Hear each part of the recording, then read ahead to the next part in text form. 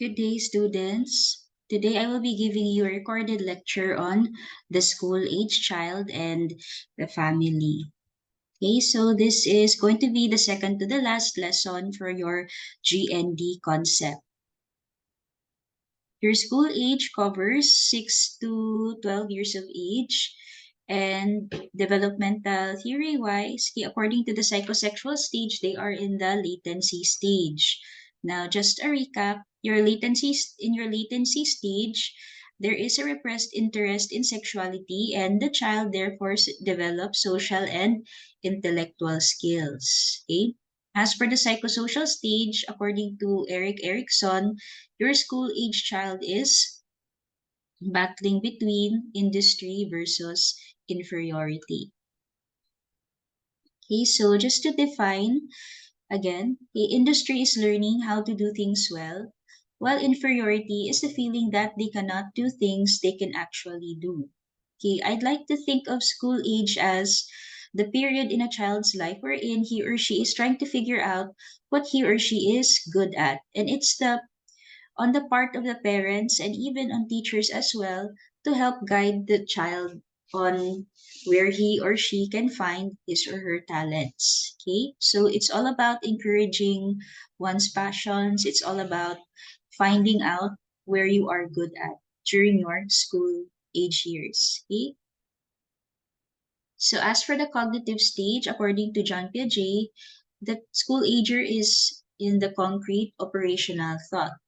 Now, as for fear, okay, so these are other key facts that you need to remember about the school age. Okay, so as for their fear, they fear being replaced or experiencing displacement in school.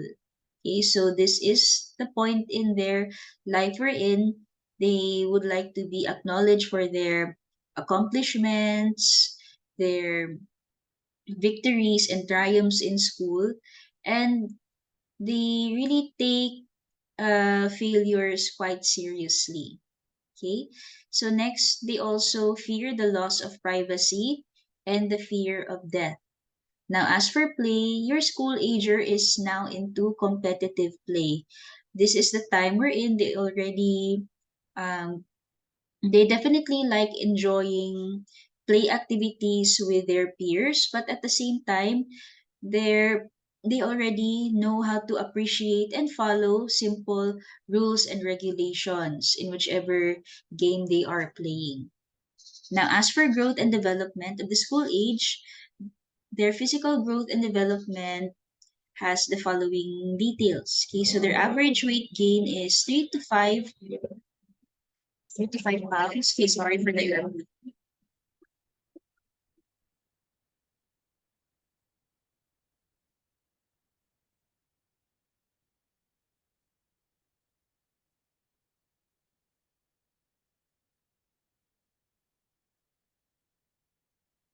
Okay, sorry, there was an airplane passing by. Okay, so to continue, the annual average weight gain for a typical grade schooler is 3 to 5 pounds. That's 1.3 to 2.2 kilograms.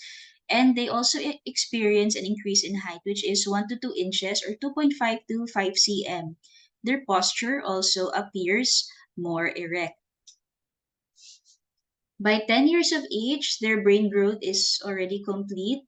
Their IgG and IgA antibodies already reach adult levels. Now, as for sexual maturation, it takes place between the ages 12 to 18 for girls, and for boys, it takes place 14 to 20 years.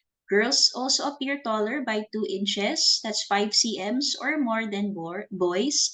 They also gain 28 permanent teeth between 6 and 12 years of age. That's for all school agers in general. The central and lateral incisors come first, and then second and third cuspids, and then the first and second molars.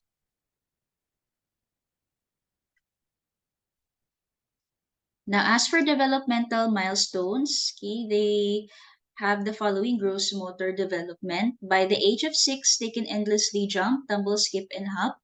They can also walk a straight line, ride a bicycle, and skip rope.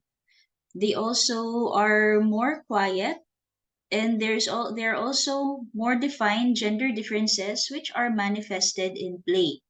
By 8 years old, they are more graceful, they ride a bicycle well, enjoy sports, and by age 9, they are always on the go and have enough eye-hand coordination.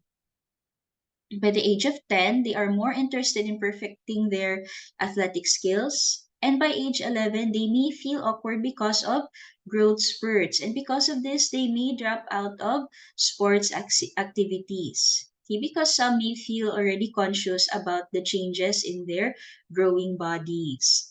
Some may also challenge energy into constant motion, such as drumming fingers and tapping pencils. Okay, or feet, rather. By the age of 12, they plunge into activities with intensity and concentration. Okay? Next, we proceed to the fine motor development. By the age of 6, you would expect your typical grade schooler to tie shoes, cut and paste well, draw a person with good details. By age 7, they can concentrate on fine motor skills, and this is also considered a racer year. Okay? So they are actually never content with what they have done. Okay? So they tend to erase their schoolwork more often, especially if they feel that they are not satisfied with their work. By age of 8, they can already read regular size type well. Then thirdly, he asked for the psychosexual stage. Okay, this was mentioned already before. The libido appears to be diverted into concrete thinking. Okay, so their energy is spent more on activities, okay, in school and outside school. Okay, so let me focus on socialization. Okay, so by 6, they play in groups. When tired, they prefer one-to-one contact. By the age of 7, they are aware of family roles and responsibility, and they are also aware that promises must be kept. By age 8, they actively seek the company of other children. By age 9, they take values of peer group and they are ready for activities away from home. By age 10, they enjoy privacy. By age 11, they become more increasingly interested in the opposite sex, and by age 12, they feel more comfortable in social situations. Okay, so again, to add some more detail on competitive play, they start to appreciate games with rules due to increased mental abilities. And they also like athletic competition due to increased motor ability. Now, boys and girls may play together but may gradually separate into sex-oriented type of activities. Next, with regards to language development, by the age of 6, they may talk in full sentences and use language easily and with meaning. By 7, they can tell the time in hours and months. By 9, they like to tell dirty jokes, perhaps due to influence of the adults around them. No? So they may also use swear words to express anger.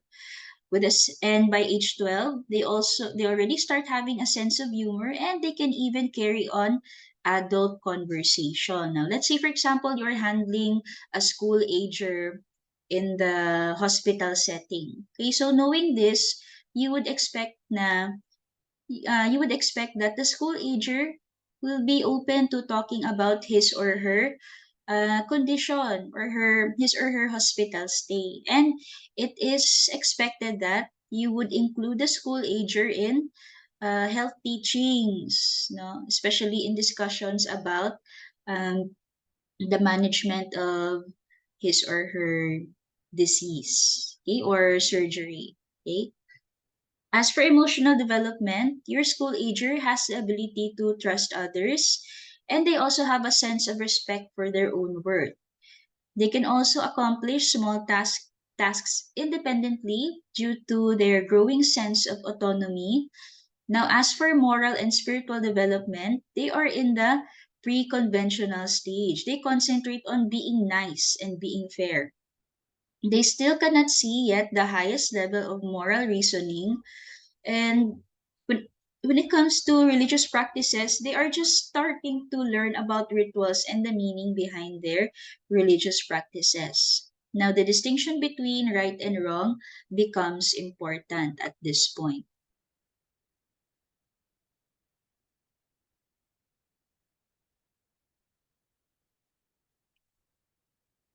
Okay. So here, okay, I would like you to focus on this one. Okay, for the promotion of health, when it comes to safety, they have to be ready for time on their own without direct adult supervision. Okay, so they usually stay by themselves after school. This is actually more applicable in Western countries like the US, in Europe. Okay, so as early as the school age years, they already start to be really independent. Like they literally know how to go back home on their own. Okay, so they have to know how to use seat belts in the cars and practice bicycle safety around cars. Now, on the downside, okay, so sexual abuse is a common hazard for children, okay, especially for those who are alone for most of the time, especially after school or even before going to school. Okay. Next with nutrition. Okay, so with good appetite, meal is influenced by the day's activity. Food is also influenced by peers and mass media. They also become very fond of junk foods and fast food, which will result to obesity when left unmanaged. As for daily activities, with regards to dress, they can fully dress themselves and they already have definite opinions about clothing styles, which are often based on the likes of friends or a popular sports or rock star. Now, as for sleep, for the younger school ager, they have 10 to 12 hours of sleep each night. And as they grow older, it gets shortened to 8 to 10 hours. As for nighttime terrors or nightmares, this becomes more increased due to stress. Okay, so they are very prone to having nightmares. As for exercise, they need daily exercises like games, walking with parents, or bicycle riding. As for hygiene, between the ages 6 to 7, they need help in regulating bath water, temperature, and in cleaning ears and nails. Okay, so need pa rin ng parental supervision para dito. At by the age of 8, they are already capable of bathing and they even become more interested in showering. Now, for teeth, they should visit a dentist at least twice yearly.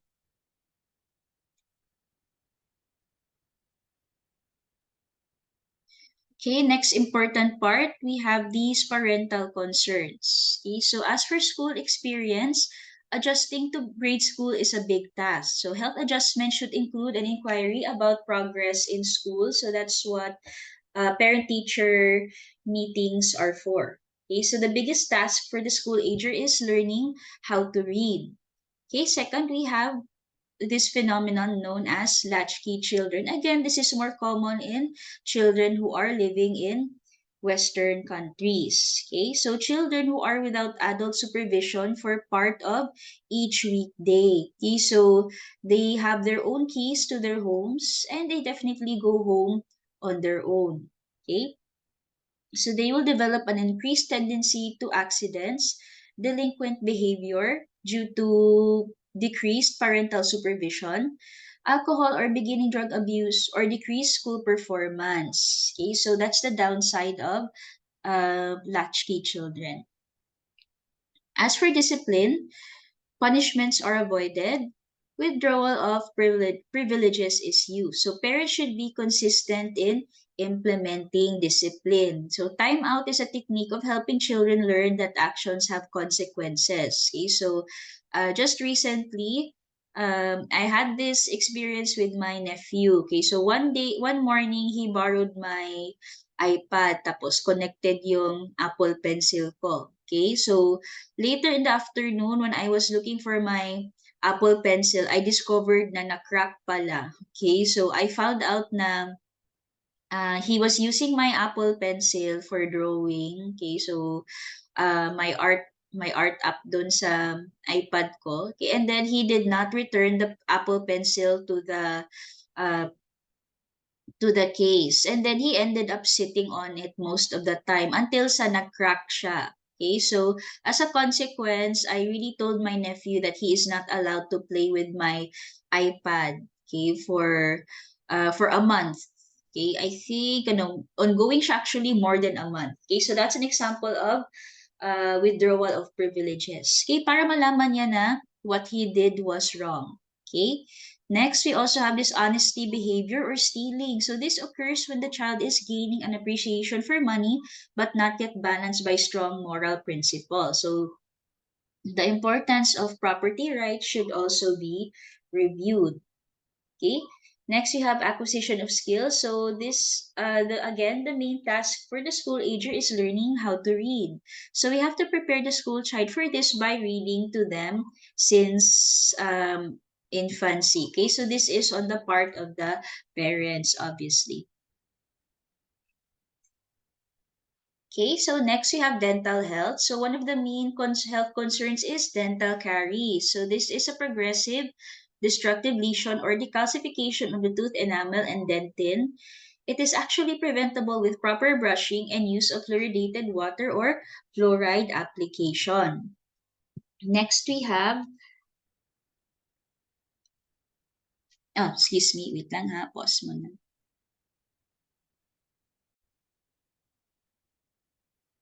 Okay, so next we have malocclusion. So this is a deviation from the normal alignment of the teeth, congenital or related to conditions such as cleft palate, a small lower jaw, or other familial traits. So this is the time of correction varies with the extent of the malocclusion and the jaw size. Okay. Next, we have sex education. Okay, so we have to educate about pubertal changes and responsible sexual practices. So, sex education should be actually incorporated into health education. As for school health, anxiety related to beginning school, adjusting to grade school is a big task. So, we have to spend time with child after school or in the evening to feel secure in the family and for them not to feel pushed out by being sent to school. Okay, last we have school phobia. So this is the fear of attending school. So they may develop physical illness such as vomiting, diarrhea, headache, or abdominal pain on school days. As for management, coordination among school nurse, and healthcare provider who can diagnose the problem. Parents must make proper preparations for school. And nine, injury prevention. Parents should be able to talk to their children about a disaster plan for the family for the major effect of increasing a feeling of safety. Okay. Next for bullying. Okay. This is a frequent reason for school agers feeling so unhappy. So the traits commonly associated with school age bullies: advanced physical size and strength for their age, aggressive temperament. See, parents who are indifferent, permissive with an aggressive child may resort to physical punishment, and the presence of a child who is a natural victim. Okay? So, for the next few pages, okay, these are just some graphics in relation to school age development.